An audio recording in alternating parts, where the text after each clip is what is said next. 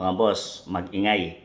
Huwag na tayo magpabudol uli dahil ngayong 2028 ay matatapos na yung pagiging senator o yung term ni Senator Rapi Tulfo mga boss.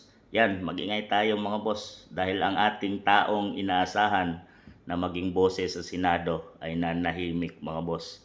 Yung tanong dyan, talagang ang Tulfo Brothers ba ay para sa mamamayang Pilipino o para sa administration mga boss? Kung tatakbo ulit si Rapi Tulfo sa tuwing Senado 2028, iboboto mo ba?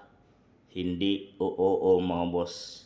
Kayo nang humusga dahil nakita na natin kung ano ang ipinakita ng iniidolo nyo.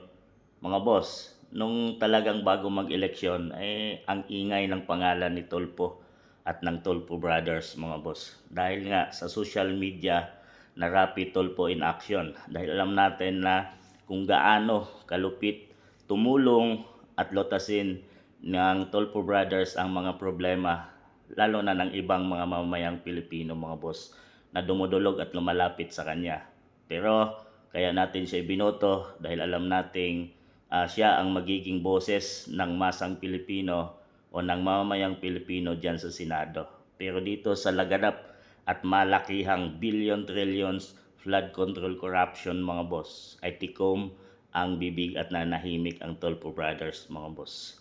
So alam na natin kung para saan ang itinakbo ni Tulfo dyan sa Senado mga boss. Pinoprotektahan niya nga ba ang administration? Nakinabang nga ba sila? Or para sila sa administration na isa din sa mga nagtatakip para matago ang baho ng administration mga boss. Kayo na ang humusga.